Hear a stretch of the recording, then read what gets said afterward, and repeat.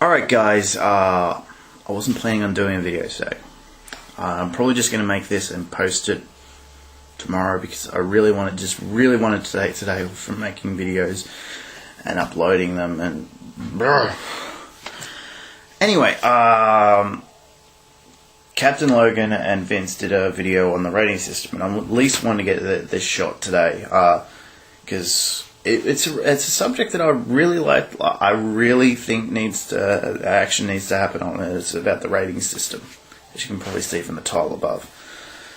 So do check out their video, but stay here, check out mine, because I actually do have a kind of solution for this problem. America has different ratings for the TV and for their movies, which is really weird. Really weird. Yeah, so I'll just run through the way I think it's like a European system with which we adopt, but essentially I'm saying America should probably adopt our style of rating system. Maybe change things up a bit. All you have to do is do a couple of commercials that say, look, here's the rating system, here's the new style of rating system, well, how it's going to work. So let me run through the Australian rating system for you and give you an idea of why this thing would actually work. Okay, G, general audience, anyone can see it. PG, we're all familiar with that one. It's when it comes to PG-13 that everyone gets crazy. Guess what? Australia doesn't have a PG-13 rating. They have a different rating after this. But okay, PG, essentially parental guidance. But you probably just have to be in the room. You probably would be like, okay, fair enough. This is where it gets a bit tricky. M, which is yeah. So I'll just give you an example of a film that is rated M. Iron Man, people. So this is the type of movie. It's probably, you could probably take some younger kids to see this. You just have to be aware that probably there's some swearing, and well, actually it says just violence, action, violence. They change how they phrase things on here. But yeah, you probably see that, and it's like, whoa, crazy. You probably wouldn't take a 5 or 6 year old to see it. Probably 8 you might consider it, or something like that. Yeah. Depends on how you perceive your child, whether they're mature enough to handle it or not. M is really changed. It used to be like, no, 15 years old, you're not allowed to watch it before you're 15. But again, these are like guideposts. Like they're not like hardcore. The guideposts. The M is kind of like a step above PG. So that's what it means. It's like, well, you kind of have to be pretty mature to see this. MA, this is like the new M rating. It's like, that's it. We need this. I first noticed this, I believe, when Dracula came out. And a few years later, it sort of started cropping up a bit more, the MA rating, which is like, that's it, okay, MA, 15 plus. Usually that means there's like higher content with this. I'll give you some examples of some stuff. Here's an example of something that's rated G first, Wonder Man, one of my favorite movies. PG, Fantastic Four. Here's some interesting stuff that you probably thought, oh man, that's going to be rated R. Boondock Saints, number 2. And here's some interesting pics for Cap that are rated, that 15-year-olds are allowed to see out here in Australia. Watchmen. See, it's rated MA. But that's not the extended cut. That's the standalone cut. I do want to get the extended cut, by the way. Cap. And Kick-Ass. Yeah, so that's those are examples there. You see what I mean? That's higher content. So, and you got to remember, this is 15 years old. You could see that. Now, then we step things up. Now we finally get to the R rating. The Boondock Saints. Now, I don't think this is mainly because of the violence. I think this is mainly because of the racial slurs and stuff that's in that. It is very violent, but I would actually say it's less violent than the other cut. It's just the tone and the feel of everything. That does feel like it deserves an R rating. That film. It's very frank and very much a student of its time. But some other movies some of the Saw movies are rated R, some of them are rated MA. So it's really just depends on how much of it is.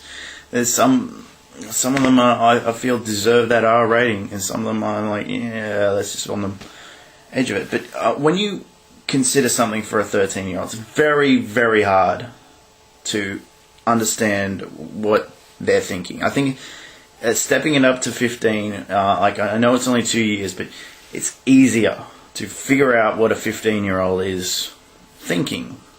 It's not perfect, like they're still a bit immature, but there is certain things that you could tell a 15-year-old that you can't really tell a 13-year-old. So that's where the murkiness gets in, I think. Kat mentioned that there should be more movies dedicated to kids. Like, I don't see any problem in showing the Fantastic Four to a kid. I do see a little bit of a problem now showing Grease to a kid, but I think it deserves its PG rating and everything. It's very hard to, especially with that movie. There is some stuff going on there that they'll probably go over kids' heads. But when you think about it, watch that movie again. I can't really give some great examples, but yeah, there should be more family films. I think there should be more family TV shows, especially with certain hours of the night, and there should be just something like kids and time and adults time. There should be that time at night where it's after the news is over, but before we get to like 9 o'clock or at night, where there's family time. Here's something like Full House, or dare I say it all together now. I wouldn't say Hey Dad anymore, but because that was way too weird. I'd say like Doogie Howser. Come on, there was these shows that you could watch with your kids in the room at least. Well, what happened to those? Now it's like we got to get racy and it's all 20-year-old stuff, and like I can't sit down with someone sit down with my nephew and watch How I Met Your Mother, because come on, Barney's they're getting laid every 5 minutes, and you can't really watch that. So, as far as TV goes, I think that's more of a thing, because you can watch that at any time. But there should be that time. There should be that time between 7:30 and 8:30 where you can watch a movie with your nephew, or with your son, or with your daughter, or with your niece, or whatever. You should be able to. It's not, but it's getting harder and harder to do that now, and you got reality TV bursting in your door. By the way, cheers to Big Brother Australia making it at least a little kid friendly, and you can sit down and kind of watch it with them, and it's just alright. But anyway, if they ever want to come on and talk about this subject, I really think this system I'll stick it up in the video at certain points so you can see it. Check it out. It's not hard. It's just, well, you got to cut that PG and divide it in two and up the ante, and then you just do a bunch of commercials on TV, and you do a video on the internet or something to show, hey, we've restructured the rating system. It's not that hard. And usually there was I don't know if you can do it now, but over here in Australia there was this video where the typical family, I hate to say it, walks into the video shop and they look up at the video screen and they see how the rating system works. It's like ratings advice. Should be like that. It should be ratings advice on every DVD. So yeah, it's easy, guys. Like, make it lockable for the first year or so for when you got to restructure this thing, but after that you can skip it if you want to. But yeah, it's not that hard. It really isn't. Yeah.